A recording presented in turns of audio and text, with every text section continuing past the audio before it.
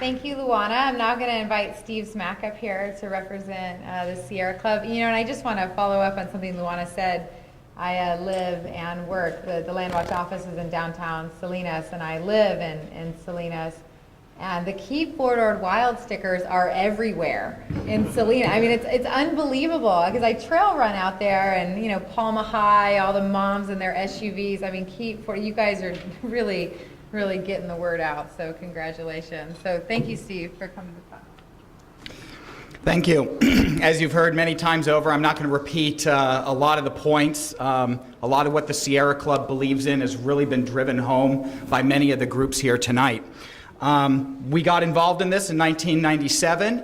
The main reason is we wanted to make sure that Fort Ord did not increase in intensity from its original use as an Army base. That was the core of our involvement. We weren't seeing that in the base reuse plan. That's why we sued. That's why we got a settlement agreement that resulted in Chapter 8, which is Chapter 8 of the Master Resolution, the first piece of legislation that the FORA board passed when it first met in 1998. This Master Resolution included a tool bag of processes that allowed us to cap that intensity so it would not increase. That was done through including an appeals process, consistency determinations, as well as this reassessment process so we can hold FORA accountable to what the base reuse plan was promised us. Our position is stated quite clearly in two letters. They can both be found on our website, which is ventana.sierraclub.org. The first letter was to Assemblymember Monning on January 19th, 2012.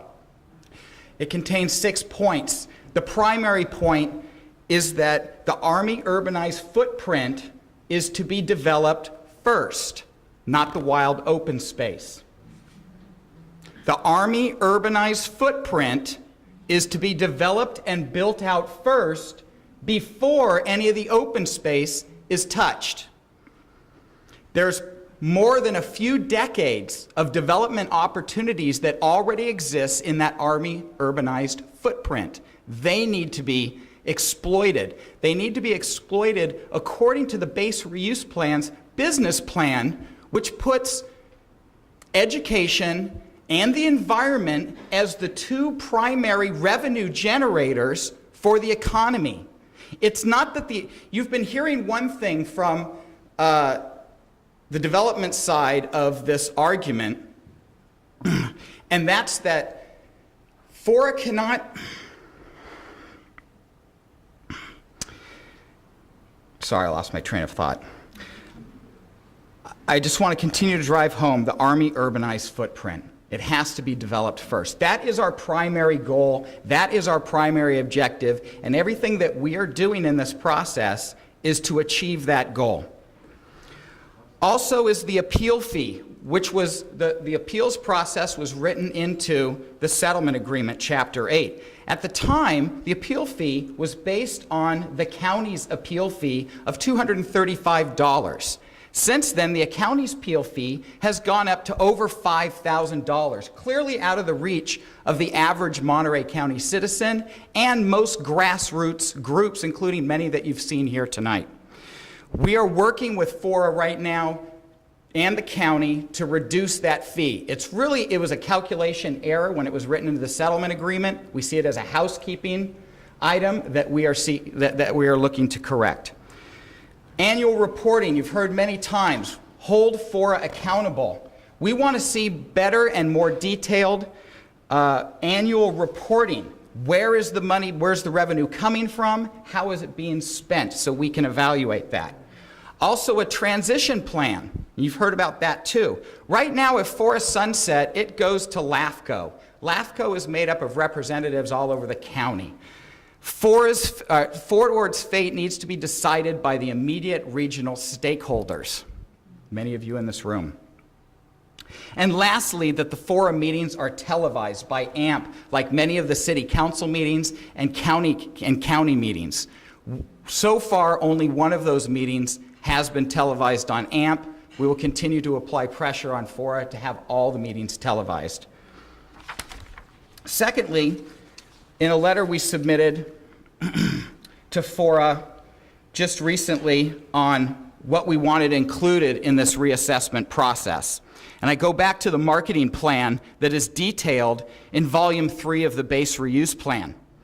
This marketing plan calls for Fort Ord to be used, its environmental assets to be used as a revenue generator, for educational institutions to be built here and benefit from those environmental assets to raise revenue here.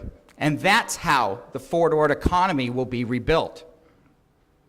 Again, the Army urbanized footprint. This is the point that everybody should be driving home. Just like the Whispering Oaks issue, the public rose up with one voice and said, blight before open space. But just on this one project, we need to be saying it for all projects. We need to be saying it for all of Fort Ord.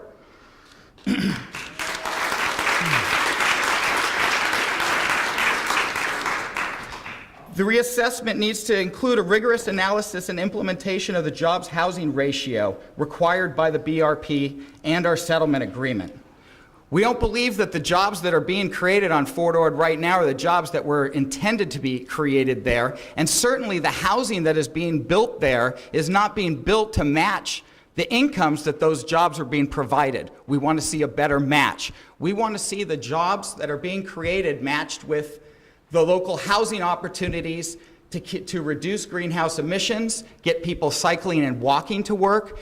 The Fort Ord Base Reuse Plan is supposed to be small village economies to keep that tight-knitness together, to keep us unrelying on the automobile and providing less greenhouse gas emissions.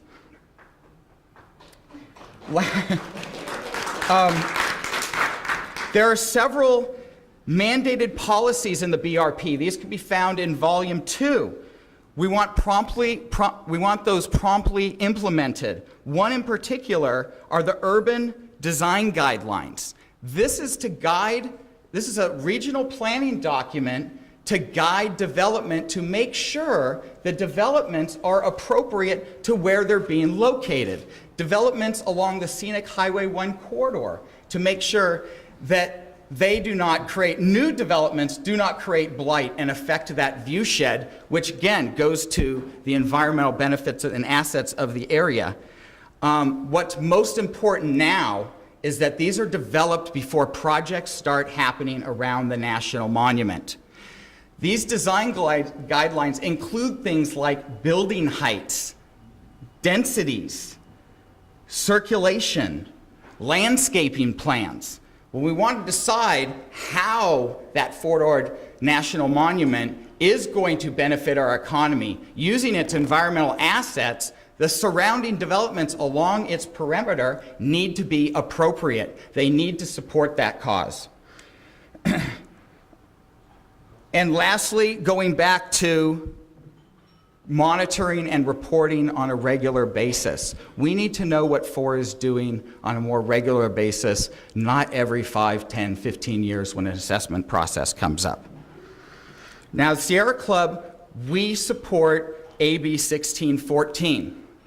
We believe without AB 1614, without a continuation of FORA, that we cannot, we lose Chapter 8.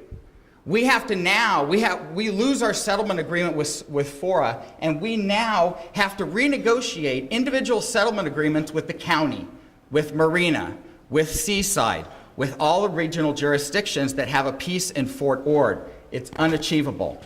If we want to see this one thing, Army urbanized footprint, done first, it has to be done through FORA, so therefore FORA has to exist. If it doesn't, we're looking into a black hole. Do you really want the county, the last word on development on Fort Ord to come from the county of Monterey, from the city of Seaside? Chapter 8, our settlement agreement with FORA, gives us the tools, another round of fighting in all these developments. So I urge your support of AB 1614. Think of it this way. Without a FORA, overlooking Fort Ord would be like the Coastal Act without a Coastal Commission.